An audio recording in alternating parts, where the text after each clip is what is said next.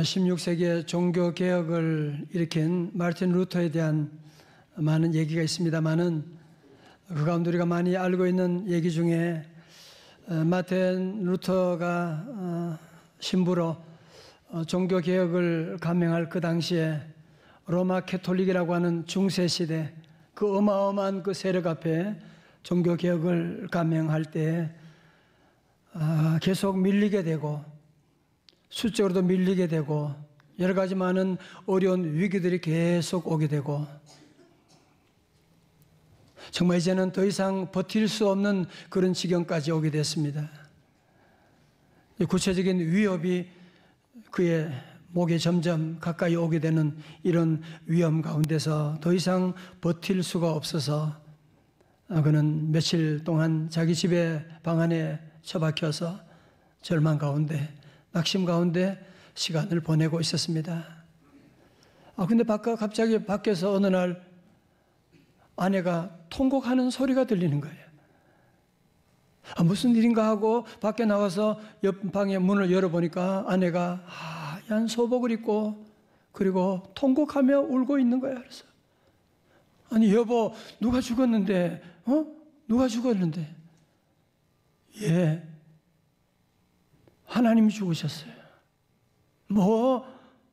아니 하나님이 어떻게 죽는단 말이야. 말도 안 되는 소리 하지 마. 그러자 아내가 말합니다.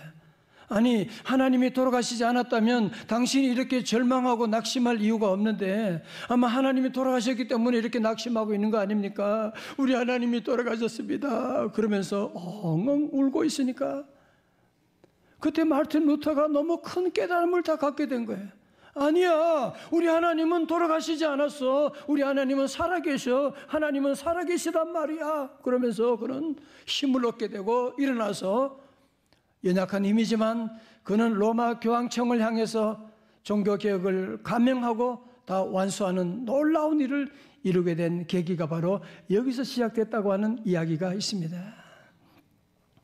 사랑하는 성도 여러분, 마르틴 루터만인가요?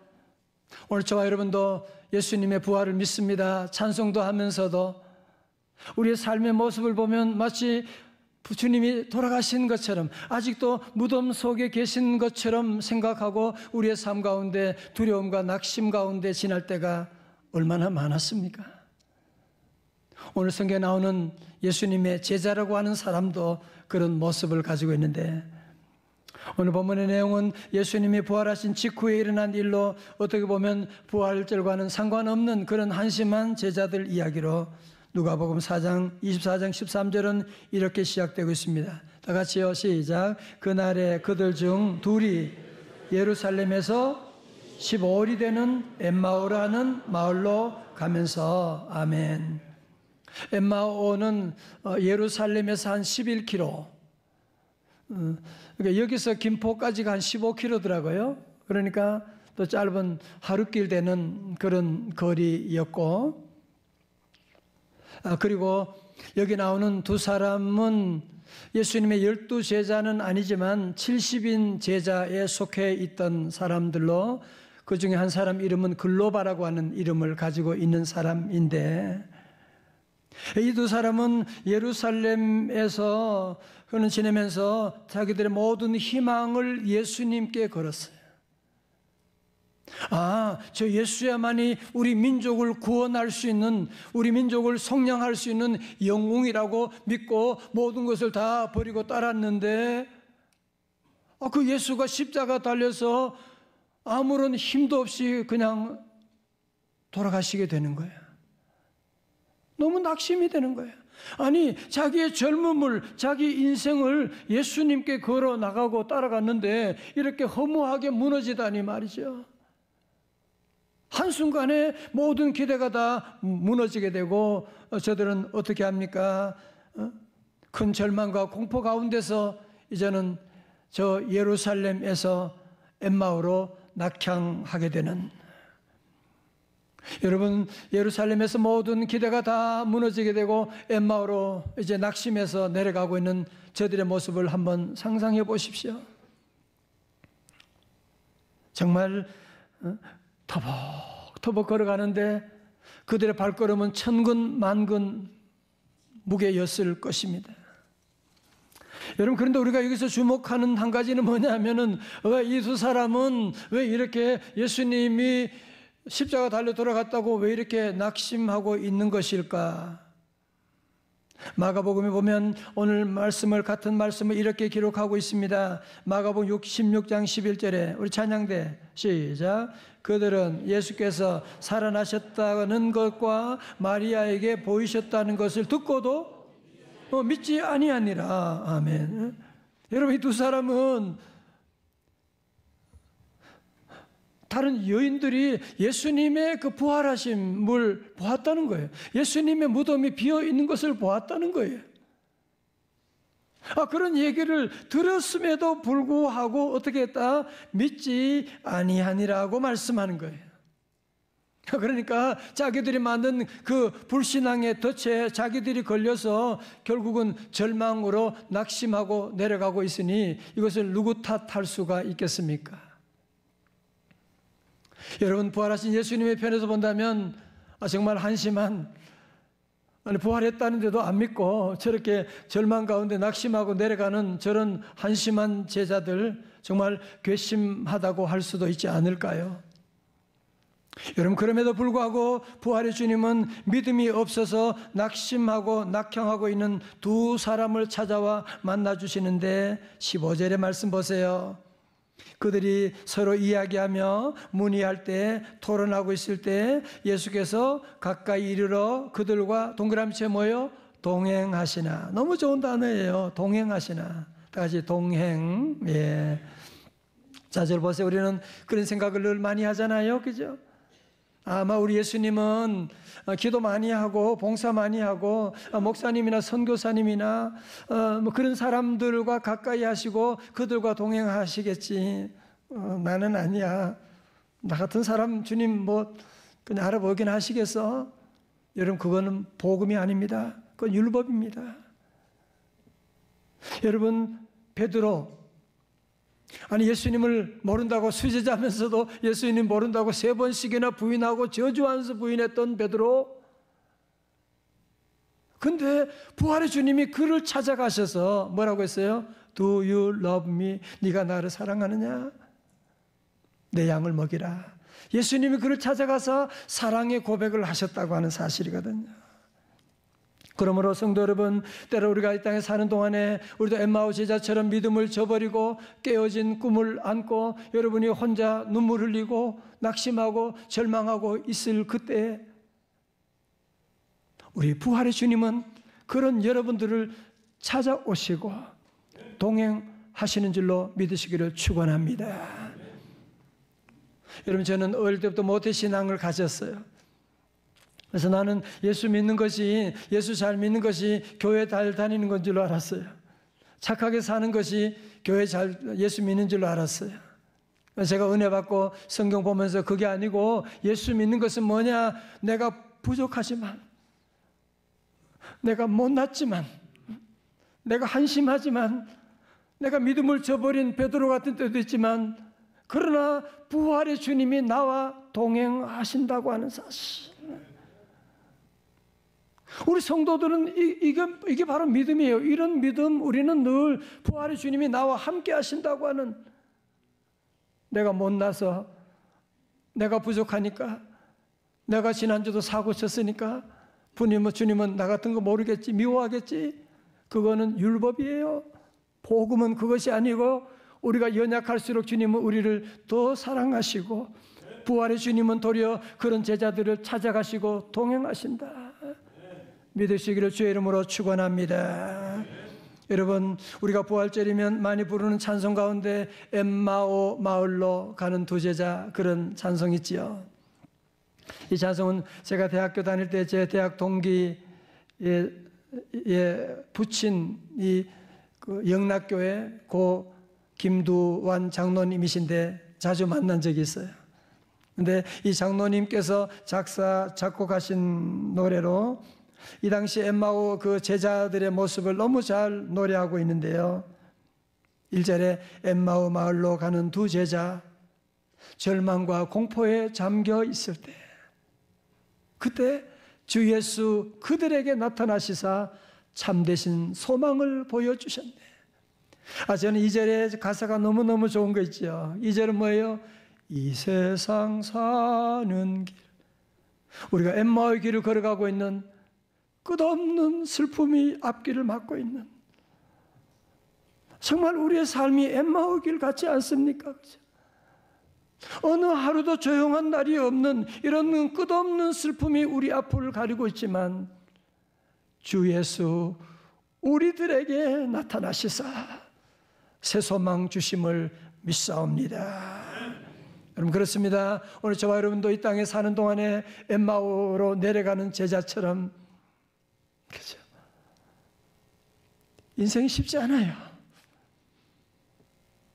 쉽게 사는 사람 한 사람도 없어요. 나만 힘들다 자꾸 그러지 마세요.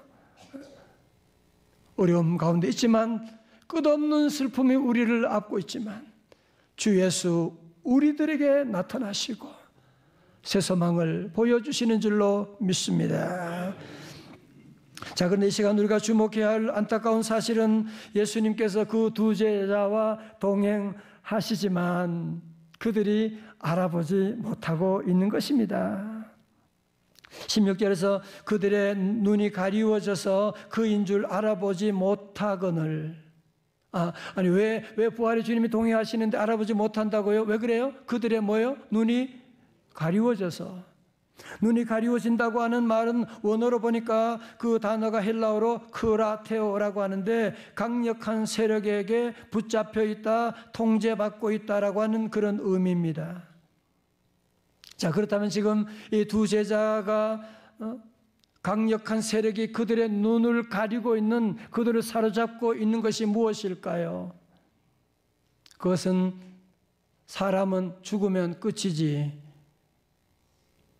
죽으면 그만이지, 다시 사는 게 어디 있어 라고 하는 그런 불신앙적인 그런 생각들. 그러니까 예수님이 부활하셨다고 하는 그 얘기 듣고도 웃기고 있네. 무슨 그런 부활이 어디 있어? 말도 안 돼. 과학적으로도 말도 안 되잖아 라고 하는 그런 강력한 선입견이 이 두 제자를 사로잡고 있었기 때문에 어떻게 됐다? 눈이 가리워지게 되고, 그래서 부활의 주님을 알아보지 못했다고 하는 사실이거든요. 여러분, 그렇다면 오늘 저와 여러분 가운데도 엠마오 제자만이 아니라 우리를 사로잡고 있는 선입견은 없으십니까? 같으면 어떤 분들은 교회 다니면서도 예수님이 죽은 자 가운데서 부활하셨다, 죽은 나사로를 살리셨다, 이런 말씀 들을 때마다 괜히 안에서 화를 내는 그런 잘못된 선입견을 가지고 있는, 과잉 반응하는 그런 분들이 가끔 있습니다. 여러분, 그러면 내가 믿는 하나님이 그러면 죽은 자도 살리지 못하는 분이라면, 무덤의 문도 열지 못하는 그분이 우리 하나님이라면 여러분이 그렇게 좋으세요? 그런 하나님을 내가 왜 믿어요? 아니, 홍해도 가리지 못하는 하나님을 내가 왜 믿냐고요? 그런 하나님, 그런 무능한 하나님을 믿을 이유가 없는 것이죠. 여러분, 내가 믿음 생활하고 교회 다니면서도 예수님에 대한 이런 불신앙을 가지고 있는 사람들은, 내가 못하니 하나님도 못하지라고 하는 그런 생각을 가지고 있는 사람들은 엠마오 제자들처럼 늘 믿음 생활하지만 늘 우울해, 늘 슬퍼, 늘 짜증나고 화나는 일만이 계속 반복되는 그런 삶. 언제 예수님으로 말미암아 기뻐하고 살았습니다, 기적입니다, 하나님께 영광 돌리는 이런 기적과 같은 찬양을 올려드린 적이 언제 여러분 안에 있으셨습니까?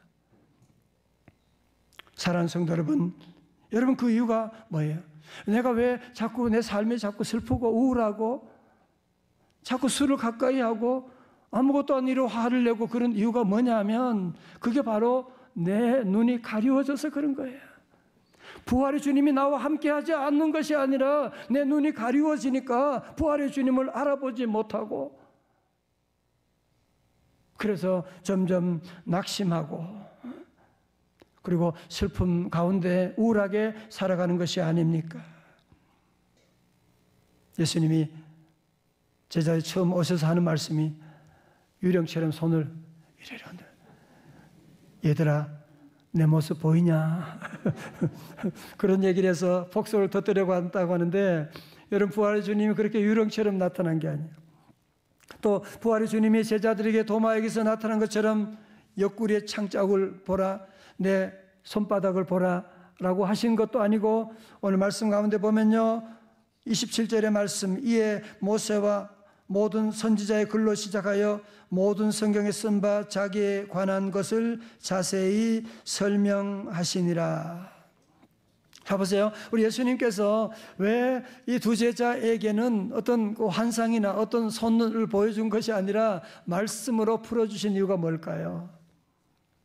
그것은 왜냐하면 저들에게 기적 신앙이 아니라 말씀 신앙을 갖게 하기 위해서. 무슨 신앙이래요? 말씀 신앙. 다시 말씀 신앙. 그리고 성만찬을 가진 다음에 31절에 어떻게 됐습니까? 그대 눈이 밝아져 그인 줄 알아보더니, 할렐루야. 예수는 그들에게 보이지 아니하시는지라 말씀 듣고 눈이 열리는 eye opening experience, 눈이 열리는 체험을 하게 되고, 32절에 그들이 서로 말하되 길에서 우리에게 말씀하시고 우리에게 성경을 풀어주실 때 우리 속에서 마음이 뜨겁지 아니하더냐. 여러분, 부활신앙을 갖기 전에는 늘 차갑고 냉랭하고, 부활신앙을 갖기 전에는 늘 매사에 네거티브하고 부정적이고 비판적인 그런 사람들이었지만, 부활의 주님을 만나고 영적인 눈이 열리게 되니까, 부활의 주님이 함께함을 깨닫게 되니까 저들의 가슴이 뜨거워지기 시작하는 거야. 삶의 이유를 발견하게 되는 거야. 기쁨이 솟아나기 시작하는 거야. 여러분, 그런 얘기 많이 들으셨죠? 우리 몸의 온도가 1도만 떨어져도 면역력은 30% 떨어지고 암세포가 쉽게 증식한다. 그러나 체온을 1도만 높여도 스트레스에 강해지고 병들지 않는 건강한 몸으로 살 수 있다. 그런 얘기 많이 합니다. 여러분, 영적으로도 마찬가지입니다. 여러분, 내가 왜 자꾸 아무것도 아닌 일로 자꾸 시험 들고, 여러분, 면역력이 떨어지게 되면 그냥 누가 옆 사람 기침만 해도 감기가, 다른 사람은 다 건강해도 아무 그냥 바이러스, 별의별 기침, 독감 다 나를 찾아오게 되고, 왜 그래요? 내가 체온이 떨어지고 면역이 떨어지니까 그렇지. 영적으로 보면 우리의 영적인 온도가 떨어지게 되면 누가 말 한마디만 해도 그것 때문에 시험 들어. 식당에서 같이 밥 먹다가도 시험 들게 되고, 아무것도 아닌 일, 사실은 다 넘어갈 수 있는 일임에도 불구하고 그런 작은 일을 자꾸 넘어진 이유가 뭐냐? 영적인 온도가 지금 낮아서 그래요. 여러분, 세상에는요, 그냥 평안하게 조용하게 사는 사람 한 사람도 없습니다. 아니, 예수 믿는 사람 가운데 고난이 없었던 사람 누가 있습니까? 그러나 영적인 온도를 높이니까 그 시험을 다 이겼던 것이고. 자, 그러면 우리 성도들이 오늘 영적인 온도를 여러분이 적어도 한 1도만이라도 높일 수 있다면, 그러면 여러분 어떤 시험도 다 이기고 승리하는 삶을 살아갈 수 있을 텐데, 영적인 온도를 높이려면 어떻게 해야 되느냐? 어떻게 해야 되느냐? 엠마오 제자들처럼 여러분이 부활 신앙을 회복하는 것입니다. 다 같이 우리 주님은 부활하셨습니다. 여러분, 부활의 주님을 믿고 내가 그 부활의 주님을 내 안에 모시고 살아가게 되면, 그래서 이제는 여러분이 엠마오 제자들처럼 그런 강력한 선입견을 이제는 내려놓으셔야 돼요. 여러분, 봄을 이기는 겨울이 있습니까? 다른 말하면 부활을 이기는 죽음은 없습니다. 소망을 이기는 절망은 없습니다. 우리 사랑하는 성도 여러분, 우리 주님께서 다 부활하시고 사망 권세 이기시고 부활하신 줄로 믿습니다. 오늘 우리 모든 성도들은 예수님 믿는다고 하면서도 엠마오로 낙향하고 있는 엠마오 그 제자처럼 늘 슬프고 늘 걱정하고 늘 아무것도 안 돼 짜증내면서 낙향하고 있는 그런 삶을 살아가는 분이 우리 안에 계시지는 않습니까? 아니, 언제까지 우리가 그런 삶을 살아서야 되겠습니까? 오늘 2024년 부활절을 맞이해서 우리 성도들이 다시 한번 이제는 내 삶이 엠마오로 내려가는, 눈이 가리워져서 예수님도 못 알아보고 늘 절망과 공포 가운데 내려가는 그런 삶이 아니라 이제는 눈이 열려서 부활의 주님과 함께 예루살렘으로 올라가기를 원하시면 다 같이 아멘. 여러분, 그 방법은 아주 간단합니다. 요한복음 11장 25절에 말씀하시죠. 예수께서 이르시되 나를 믿는 자 나는 부활이요 생명이니 나를 믿는 자는 어떻게 해요? 죽어도 살겠고 26절 시작. 무릇 살아서 나를 믿는 자는 영원히 죽지 아니하리니 이것을 내가 믿느냐. 아멘. 사랑하는 성도 여러분, 하나님 여러분을 사랑하십니다.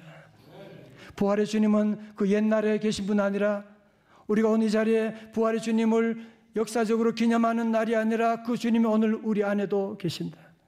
그런데 중요한 건 뭐예요? 나는 부활이요 생명이니 현재형이에요. 나를 믿는 자는 죽어도 살겠고. 여러분이 어떤 환경에 있어도 부활의 주님을 믿으면 여러분이 살아나게 됩니다. 여러분, 부활의 주님을 믿으면 여러분의 자녀가 살아나게 될 것입니다. 부활의 주님을 믿으면 우리 무너져가는 우리 회사도 다시 일어날 줄로 믿습니다. 부활의 주님을 믿으면 늘 슬프고 우울하고 걱정되고 좌절하고 짜증내는 그런 인생이 아니라 부활의 주님을 믿게 되면 왠지 내 안에 기쁨이 생기는, 가슴이 뜨거워지는 그런 삶이 시작될 것입니다. 오늘 2024년 우리 부활절을 맞이해서 저는 다른 어떤 때보다 마음이 뜨거워지고 있어요. 그래서 우리 성도들 모두가 정말 이제는 엠마오로 내려가는, 교회 다니고 예수 믿는다고 하면서도 늘 짜증내고 화내고 우울한 그런 삶이 아니라 오늘 이 시간을 여러분의 기점으로 다시 일어나서 우리 모두가 다시 한번 이제 부활의 주님을 우리 안에 모시고 부활의 주님을 찬양하고, 그래서 우리 모두가 엠마오에서 이제는 예루살렘으로 나가고 한숨에서 찬양으로 올라가고 이제는 절망에서 기쁨으로 올라가고 이제 모두가 다시 새롭게 믿음 안에 출발해 나가서 이런 축복으로 부활의 능력으로 영혼 구원에 힘써 나가는 주의 백성들 다 되시기를 주님의 이름으로 축원합니다.